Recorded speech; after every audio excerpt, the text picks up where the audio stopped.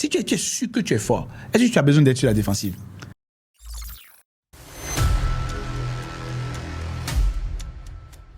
Lorsque tu n'assumes pas ta sécurité, que tu es sur la défensive, tu es obligé de prendre des dispositions humaines. Et c'est parce que tu te sais fragile. Et cette fragilité-là, tu l'assumes, je la comprends, mais il faudrait que tu sortes de là. Parce que ça te rend vulnérable. Lorsque toi, tu es obligé d'attaquer les autres pour être à l'aise, tu es obligé de détruire pour pouvoir être bien dans ta peau, tu es obligé de faire mal à quelqu'un pour être dans ta peau, c'est qu'en réalité, il y a un truc qui ne va pas avec toi parce que tu ne sais pas t'occuper de tes pauvres audients. Quand tu es dans l'attaque constante, quand tu es dans la défensive constante, quand tu es dans l'excuse constante, tu démontes ta fragilité. Mais il y a une chose que tu as la possibilité de faire, devenir agile. Salut, je suis Herman Kakpo et c'est un plaisir pour moi de vous retrouver pour ce nouveau numéro de votre podcast. Qu'est-ce qui arrive à votre vie? Le thème de notre épisode numéro 8, eh bien, c'est très simple. Est-ce que vous êtes fragile ou agile? Okay. Est-ce que vous êtes fragile ou agile? Quand on parle de fragilité, la plupart des gens, ils pensent que c'est des gens qui pleurnichent tout le temps. Non, pas du tout. Par exemple, moi, je suis fragile. Ok? C'est quoi la fragilité? Je vais commencer par peut-être donner quelques exemples pour que nous puissions voir en quoi ça consiste. Mais la fragilité consiste essentiellement à retrouver ce qu'on va appeler son instinct grégaire. D'accord? Lorsque, par exemple, je suis rentré de voyage, j'arrive à l'hôtel hier et j'ai appelé ma partenaire. Quand on est en train de parler, j'ai commencé par me plaindre du fait que je suis fatigué. On appelle ça la fragilité. En revanche, c'est une fragilité assumée. D'accord? La fragilité assumée, c'est le fait que tu dis, OK, je suis... Parce que c'est important, hein, ça sauve la vie. Quand tu es fatigué, tu assumes que tu es fatigué. La chose la plus, on va dire, normale que tu ferais, c'est d'aller te reposer. Et parfois, et souvent d'ailleurs, il y a un moment de fragilité physique, mentale, émotionnelle, spirituelle même, à partir de laquelle le repos, n'est-ce pas, est la solution. Mais tu assumes la fragilité. Mais à chaque fois que tu viens, toi, parler de ce qui justifierait que tu ne sois pas à la hauteur, justifierait que, même quand tu parles de ta fatigue, hein, rappelle-toi, on avait dit qu'il y avait des excuses de con, n'est-ce pas? Et dire qu'on est fatigué fait partie des excuses de con. Mais le fragile en général met cela en avant, n'est-ce pas? Pour pouvoir avoir la compassion des autres, pour qu'on n'exige pas trop de lui-même. Le fragile va rester sur les questions de forme. Tu vois, c'est comme tu échanges avec une personne et tu lui as dit la vérité. Elle trouve que tu lui as mal dit la vérité. Ouais, c'est pas trop, hein. La vérité, c'est la vérité, non. Comme le disait Kofi Olomide, n'est-ce pas? La vérité blesse, mais c'est pas la faute à celui qui a dit la vérité, mais c'est la faute à la vérité. La vérité blesse, mais c'est pas la faute à celui qui a dit la vérité, mais c'est la faute à la vérité. Et toi, tu es fragile face à la vérité. Imagine une personne. La vérité, la dure réalité de la vie. Tu ne supportes pas ça. Tu vois? Tu ne supportes pas la vérité.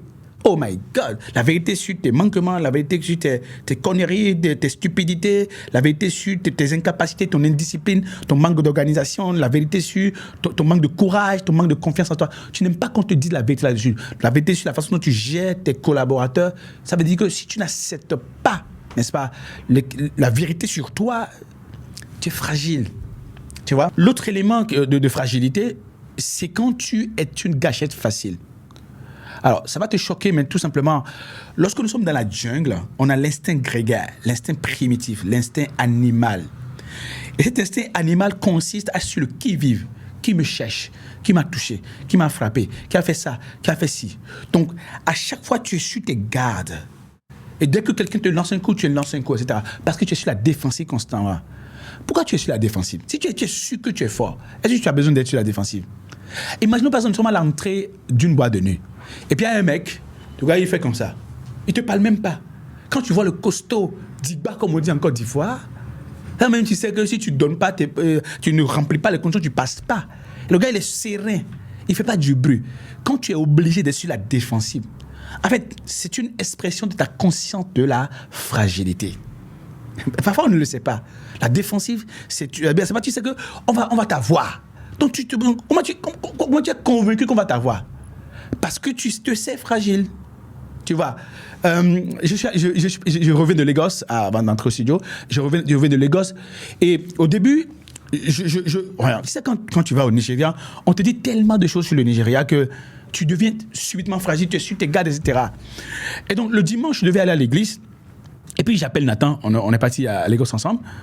Et j'ai dit, Nathan, je crois que for security reason, I need you to come to the church with me. Et il n'est pas catholique, moi je suis catholique. Bah. Et puis j'ai dit, mais Eman, là tu es en train de jouer à la fragile là. À la fragile, au fragile du moins, j'allais dire. C'est quoi ce truc? Tu vas aller à l'église, tu crois même pas que Dieu va te protéger? Parce que tu es au Nigeria, tu vas à l'église, tu peux te faire accompagner parce que tu n'as même pas la foi. Tu vois ce truc? Tu n'as même pas la foi que Dieu va te protéger sur le chemin du départ, de l'aller, pendant la messe et au retour. Ouais, c'est ça la fragilité. Voilà, il me dit, ah mais moi j'assume. Mais tu n'as pas la foi. Tu n'as pas la foi. Tu vois, il est écrit dans la Bible que le Seigneur m'a comparé au départ et au retour. Tu vois. Et donc j'ai dit, oh non, mais Eman, tu es stupide là. Donc je suis descendu, je suis allé à l'hôtel. Et j'ai dit, bah, tiens, j'ai vu les tassis là, ils sont des Yoruba, j'ai parlé un peu Yoruba. Et puis, elle dit, bon, I'm going to church. Je leur dis la rue, et ils m'ont amené à l'église. Le gars, il m'a attendu, à la fin, je suis revenu. J'ai retrouvé un peu la foi, j'ai assumé ma foi, j'ai assumé ma confiance en soi, j'ai assumé ma sécurité. Tu comprends avec moi qu'en réalité, lorsque tu n'assumes pas ta sécurité, que tu es sur la défensive, tu es obligé de prendre des dispositions humaines. Et c'est parce que tu te sais fragile. Et cette fragilité-là, tu l'assumes, je la comprends, mais il faudrait que tu sortes de là. Parce que ça te rend vulnérable. Tu es sur le qui-vive tout le temps. Il y a des gens, quand tu les rencontres, ils sont sur le qui-vive tout le temps. Tu leur dis bonjour, il dit, hein, quoi? Tu vas leur dire, tu as un papier à signer, il dit, c'est quoi déjà? Ça ne peut pas attendre. Il est sur la défensive. Il est sur la défensive constamment. Parce que tu es fragile. Tu vois? L'autre expression de la fragilité, et je ne parle pas de la fragilité où vraiment tu as des douleurs, on sait que tu as des douleurs. Je ne parle pas de cette fragilité-là, regarde. C'est le fait de vouloir attaquer les autres. Tu vois? Il y a le fait de la jouer molle. De la jouer molle pour avoir la pitié, la compassion. Il y a le fait de vouloir être sur la défensive constamment et le fait d'attaquer constamment les autres. Lorsque toi, tu es obligé d'attaquer les autres pour être à l'aise, tu es obligé de détruire pour pouvoir être bien dans ta peau, tu es obligé de faire mal à quelqu'un pour être dans ta peau, c'est qu'en réalité, il y a un truc qui ne va pas avec toi parce que tu ne sais pas t'occuper de tes propres audients. Tu ne sais pas gérer ton propre ménage. Tu as ta vie à gérer, you're the CEO of your life. Tu es le CEO, le PD de ta propre vie. Et c'est attaquer les autres qui te permet, toi, de pouvoir t'en sortir. Donc, quand tu es dans l'attaque constante, quand tu es dans la défensive constante, quand tu es dans l'excuse constante, tu démontes ta fragilité. Et qu'est-ce qui va se passer? Tu as l'impression que la vie est une jungle, que les gens autour de toi vont te faire mal. Et ça te fragilise à nouveau. Mais il y a une chose que tu as la possibilité de faire, devenir agile. Devenir agile. Comment on devient agile? Eh bien, il y a un besoin important d'assumer ses vulnérabilités. Assumer ses vulnérabilités, tu dis quoi? Tu ne sais pas parler l'anglais. OK. Assume que tu ne sais pas parler l'anglais. On appelle ça l'autodérision. Donc, quand tu parles avec un anglophone, tu dis, I'm sorry, but my English is not very perfect. Tu vois, tu dis ça, my English is not very perfect. Et en général, les anglophones t'autorisent à mal parler l'anglais. Donc, mais tu assumes ta vulnérabilité. Maintenant, quand tu assumes ta vulnérabilité, tu ne décides pas de ne pas avancer, tu agis. Assumer la vulnérabilité et agir. Donc, parce que la plupart des gens qui se positionnent comme étant fragiles et s'assument comme fragiles, ils pensent qu'en exprimant que le fait qu'ils sont fragiles, on va les disculper, on va les dispenser de l'obligation d'agir. Et c'est ça qui les fragilise davantage. Ne prends pas ta fragilité comme une raison pour ne pas agir. Si tu fais ça, tu ne vas que te fragiliser davantage. Tu crées des bêtes noires un peu partout dans ta vie et dans ton entourage. Et naturellement, tu es sur la défensive. Alors, comment faire pour ne pas être sur la défensive? En tant que catholique, je te dis, pour faire simple, il faut avoir la foi. N'est-ce pas? Que si je travaille les rêves de la mort, je n'aurai aucun baka, ta houlette, tes bâtons me conduit. Tu vois un peu. 1000 tombera à ma gauche, 10 000 à ma gauche, mais je ne serai pas atteint quand tu es avec moi, etc. Donc, quand tu te dis ça, tu as la foi. Donc, et tu n'as pas besoin d'être particulièrement sur la défensive. OK? Ça, c'est pour ceux. Bah, je fais un peu de. On dirait que j'évangélise là. Non, pas du tout. Mais si tu as la foi que rien ne va t'arriver, si tu as la foi que rien ne va t'arriver, mais tu seras plus sur la défensive.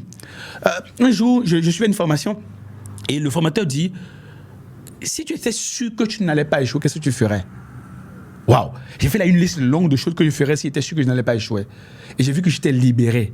J'étais plus sur la défensive. Je n'avais plus peur de quand dira-t-on. Qu'est-ce que quelqu'un va dire de moi, les commentaires, etc., les naysayers, les choses qu'ils vont dire. Et j'ai été libéré du devoir de me défendre, du devoir de prendre des dispositions particulières. Ah, man, il faut que je le dise de certaine manière. Moi, on me reproche le fait, par exemple, d'être sarcastique, d'être direct dans mon approche. J'ai perdu des contrats à cause de ça. Mais je ne vais pas changer, tu vois un peu. Je ne vais pas changer, pourquoi? Parce que tout simplement, je n'ai pas besoin d'être sur la défensive. J'ai besoin d'être direct, ok? Une méthode qui ne plaît pas à beaucoup de gens, c'est ma méthode de coaching. Et ça marche, n'est-ce pas? Je suis chirurgien de la performance et de l'excellence. Et je suis obligé de trouver le point et d'aller droit sur le point pour qu'on traite le sujet. Je ne prends pas de dispositions particulières par rapport à qu'est-ce qu'on va penser de moi. Je ne prends pas de dispositions particulières par rapport aux questions de forme. Et ça m'a libéré, en fait. Ça m'a libéré. Et ton succès est pris en otage. Tu sais que l'énergie qu'il faut pour se défendre est tellement élevée que tu peux pas dessus et aller gagner. Tu ne peux pas t'exprimer. Et la plupart des gens ont des idées extraordinaires, mais ils ne pas les expriment parce que ils mettent une ligne défensive qui est que dira-t-on de moi si je m'exprime? Donc, ils ont fermé ils ont fermé la porte à l'expression de soi. Tu vois, c'est terrible. Donc, ne fais plus attention à ce qu'on va penser de toi. Ne fais plus attention à ce qui va t'arriver. Ne fais plus attention à ce qu'on va dire de toi. Ne fais plus attention à la possibilité que tu échoues. Et là, tu vas être libéré, tu seras plus sur la défensive. Quand tu as attaqué les gens, ma question est la suivante, ok? Ma question est la suivante. Pourquoi tu ne cherches pas à fusionner avec les gens, à créer la communion avec les gens? C'est pas possible ça, créer la communion. Au lieu de dire, qu'est-ce qui va me faire de mal, demande-toi, qu'est-ce qu'on peut faire de bien ensemble? On peut s'arrêter là? Qu'est-ce qui va me faire de mal? Tu es obligé de l'attaquer. Tu es obligé d'être sur la défensive. Qu'est-ce que je dois faire avant qu'il ne me le fasse? Qu'est-ce que je peux lui arracher? Tu es obligé d'attaquer. Mais si je te dis, qu'est-ce qu'on peut réussir ensemble? Réussir ensemble. Qu'est-ce qu'on peut réussir ensemble? Ça change tout, non? Allez, tu peux rentrer dans cette dimension-là. On a créé un contenu qui s'appelle Leadership personnel, intelligence émotionnelle, l'art de réussir avec les autres. C'est sur la plateforme potentielcertifié.co. Eh bien, tu as la possibilité d'y aller pour voir comment on réussit avec les autres. On sort de la fragilité émotionnelle pour devenir agile. Stay tuned, reste connecté. Abonne-toi si c'est la première fois que tu suis un épisode du podcast. Qu'est-ce qui arrive à ta vie? Et partage avec d'autres personnes qui sont dans la fragilité et qui doivent passer à l'agilité, à l'aisance dimensionnelle. On se parle très vite. Ciao.